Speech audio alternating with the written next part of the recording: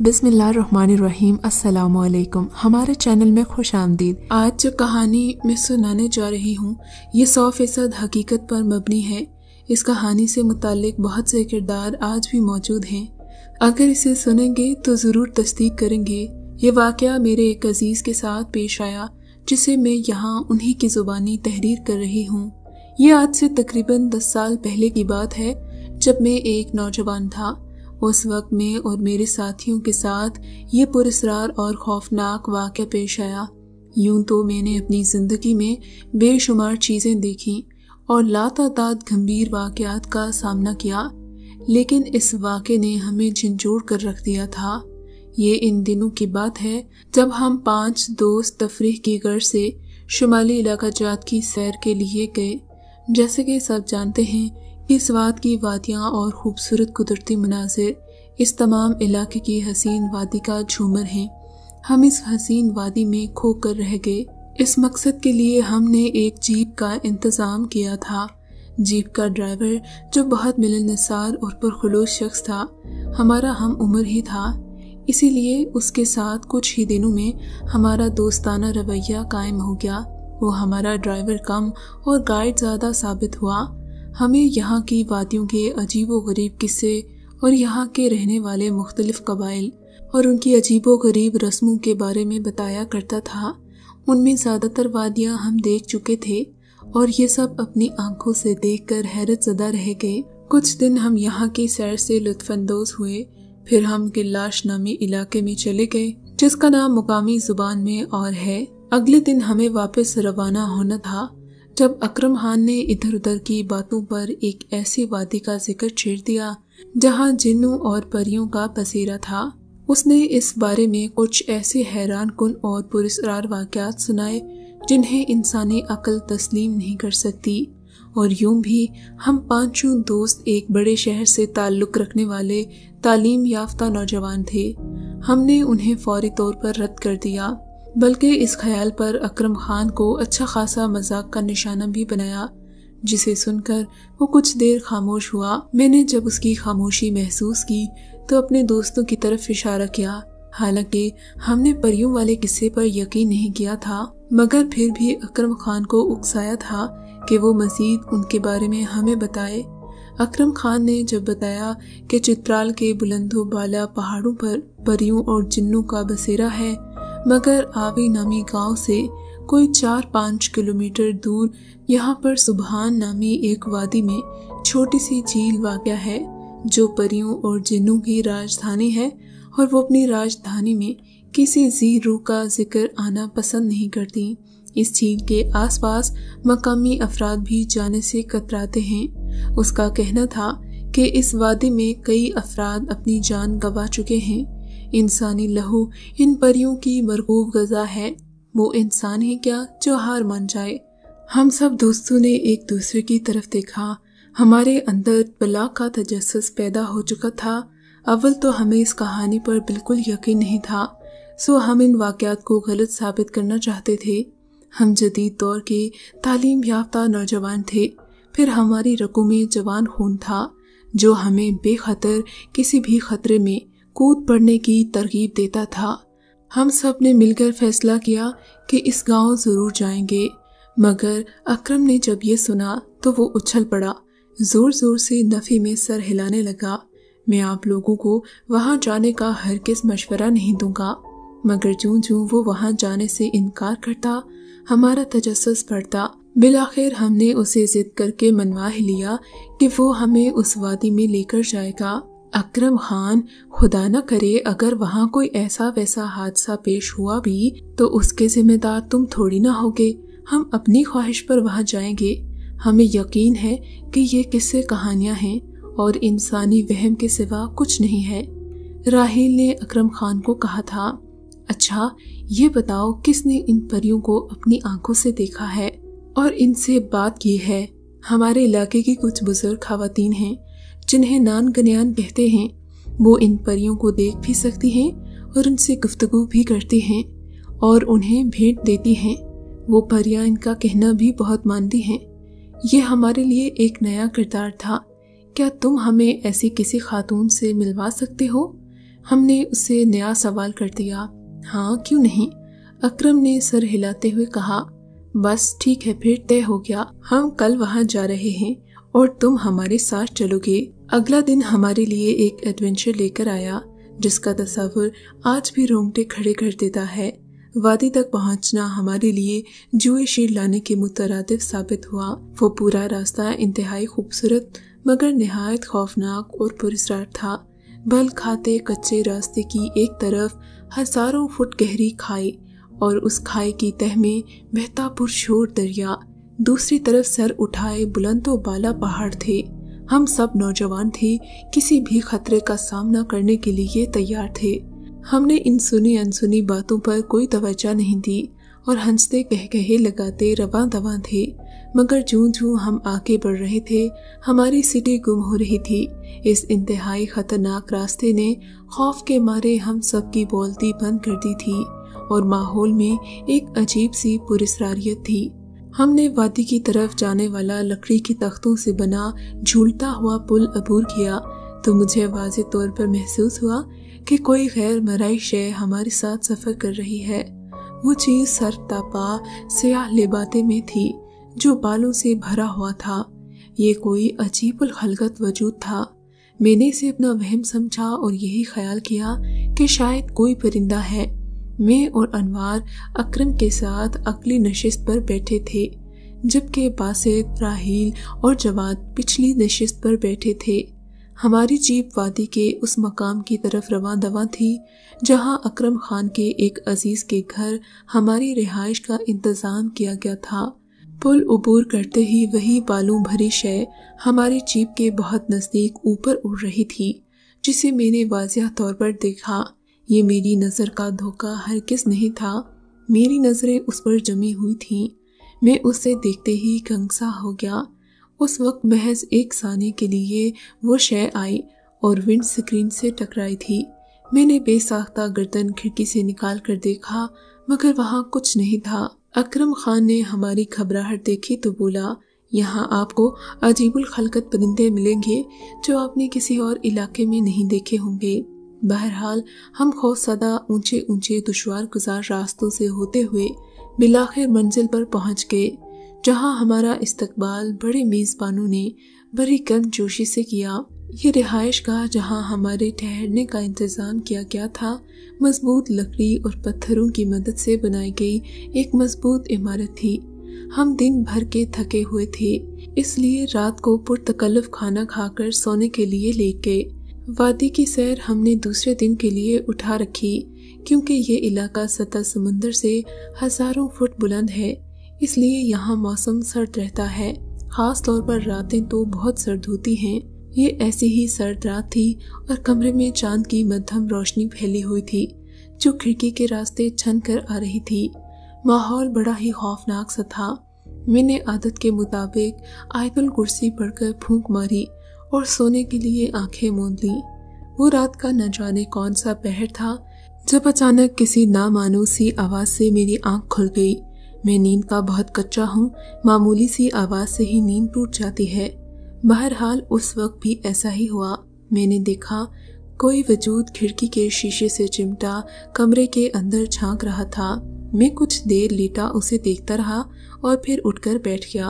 वो कोई अजीबुल खल्क इंसानी वजूद था, मगर वो इंसान नहीं था। उसके जिस्म पर बाल थे और चेहरा इंतहाई भयानक था। चेहरा क्या था? बालों से भरा कोई गुच्छा था। आंखों के नाम पर 2 गड्ढे थे। नाक की जगह सूंड जैसी कोई शय थी। होंठ मोटे मोटे और कान बड़े बड़े। उसे देखना तो दिल गुर्दे का काम था। मेरी उस वक्त खिड़की बंधी हुई थी। चीखना चाहता था, मगर हलक से कोई आवाज नहीं निकल रही थी। बिलाशुबा वही था जिसने यहाँ तक हमारी जीप का ताक़ुब किया था। मैंने अपने करीब सोए हुए अनवार को जोर से हिलाया। वो हड़बड़ाकर उठ बैठा। मैंने खिड़की की सिमत इशारा किया। वो आंखें मलता हुआ उधर देखने लगा। वो वजूद अभी तक वहीं था, हमारा जायजा ले रहा था। अनवार ने मेरी नजरों के ताक़ुब में खिड़की की तरफ देखा। अरे इधर तो कुछ नहीं है, मेरा यकीन करो, वो देखो, शीशे से वो हमें देख रहा है। मैंने बेबसी से कहा। उसी वक्त वो वहां से हट गया। सो जाओ, शायद तुम्हें कोई डरावना ख्वाब देखा है। वो बेपरवाही से कहता लेट गया। मेरा यकीन करो यार, वो इंसान नहीं था, कोई पुरअसरार शय थी।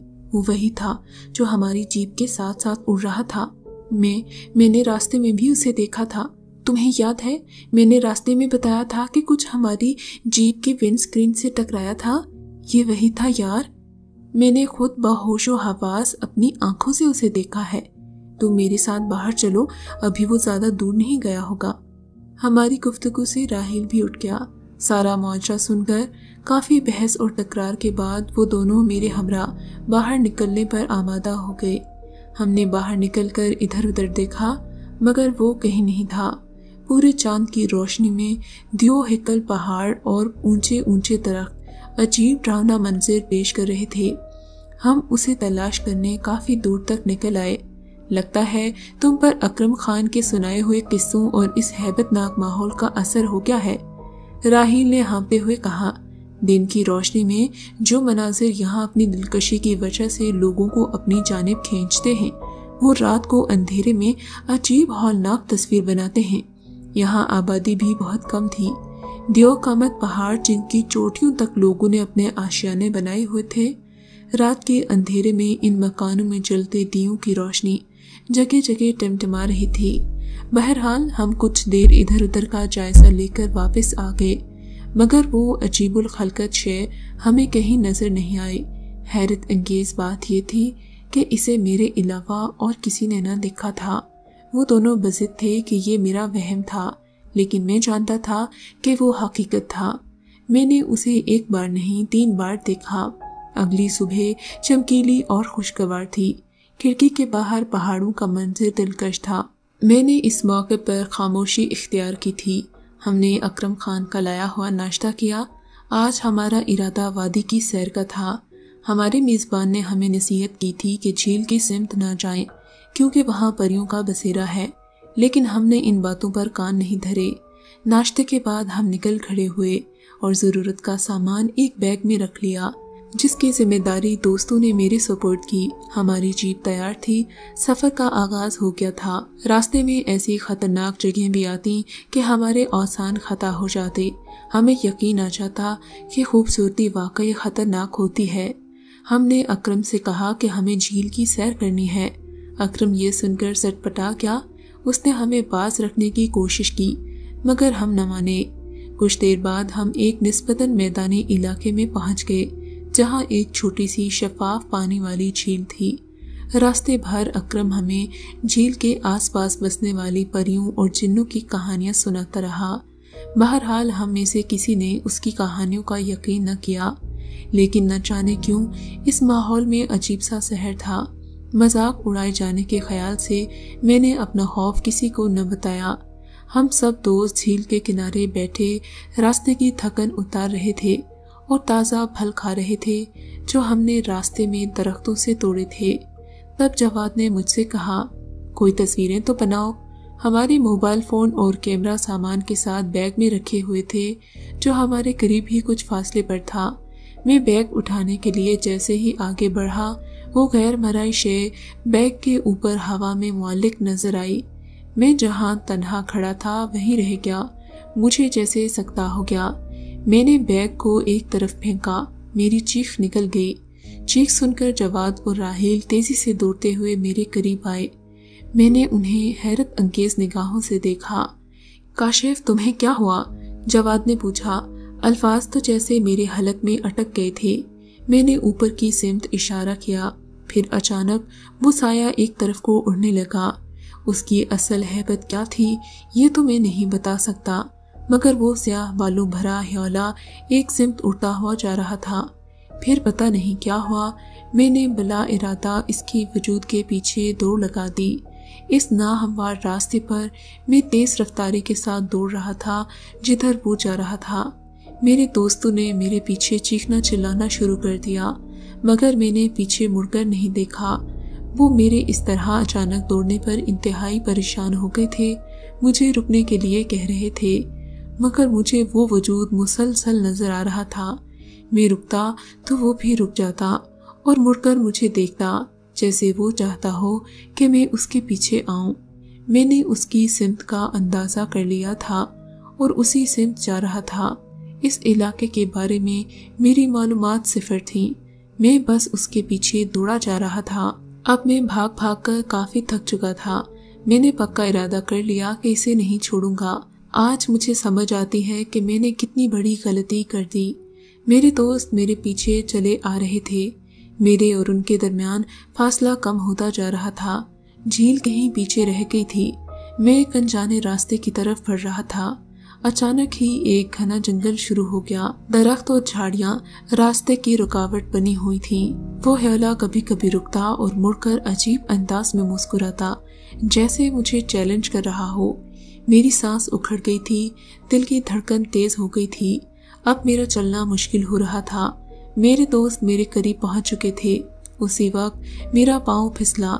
मैं दूर तक नशेब में लड़खड़ाता चला गया, फिर शायद किसी बड़े पत्थर से टकराकर रुका। मैं उठा। मेरी कोहनी और घुटने बुरी तरह छिल गए थे, मगर खुदा का शुक्र है ज्यादा चोटें नहीं आई थीं। मेरे दोस्त घाटी के किनारे से मुझे आवाजें दे रहे थे। अपनी चोटों का ख्याल करते हुए एक लम्हे के लिए मेरे जहन में ख्याल आया कि बहुत हो गया। बैग का ख्याल तर्क करके मुझे दोस्तों की तरफ लौट जाना चाहिए कि उसी लम्हे वो हेला मुझे दोबारा नजर आया। मैं बेइख्तियार उसके पीछे चल दिया। यूं लग रहा था जैसे मुझे ट्रांस में ले लिया था। ऊपर से दोस्त मुझे आवाजें दे रहे थे, मगर मैंने किसी की आवाज पर कान न धरे और उसके पीछे पीछे चलने लगा। जब एक अमूदी चट्टान ने मेरा रास्ता रोक लिया तो मैं रुक गया। वो शय उन चट्टानों के दरमियान बने एक बड़े से गार में दाखिल हो गई। वो रुका था और मुड़कर मेरी तरफ देखा था। मेरी सांस बुरी तरह फूल गई थी। कदम भी मजीद उठाना मुहाल था। मैं वहीं गार के धाने पर बैठ गया। कुछ ही देर में मेरे दोस्त भी हांफते कांपते वहां पहुंच गए। उनकी भी सांसें उखड़ी हुई थीं, बदन थकावट से चूर थे। वो सब भी मेरे करीब इधर उधर बैठ गए। शायद थकावट के बायस हम आपस में बात नहीं कर पा रहे थे। सब खामोश बैठे थे। काशिफ, तुम क्यों भाग रहे थे और यहाँ क्यों आए हो? जवाद ने पूछा। तुम लोगों ने नहीं देखा वो स्याह वजूद जो रास्ते में और रात को मुझे नजर आया?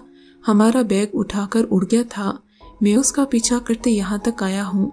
अभी कुछ देर पहले इस गार में दाखिल हुआ है। मैंने शुरू से आखिर तक की रुदात उन्हें सुना दी। लेकिन हमारा बैग तो अकरम के पास है और हमने तो कोई ऐसी उड़ती शय नहीं देखी, राहील ने कहा। ये सुनकर मैं हैरान रह गया। मैंने उस शय को एक बार नहीं कई बार देखा था और अपने होशो हवास में देखा था। मैंने शर्मिंदगी से पूछा, अच्छा अकरम कहाँ है? अकरम गांव की किसी खातून से मदद हासिल करने गया है। वही हमें जिन्नों और परियों से बचा सकती है। कह रहा था तुमने यकीनन कोई जिन या परी को देखा है और तुम उसी के पीछे दौड़े हो।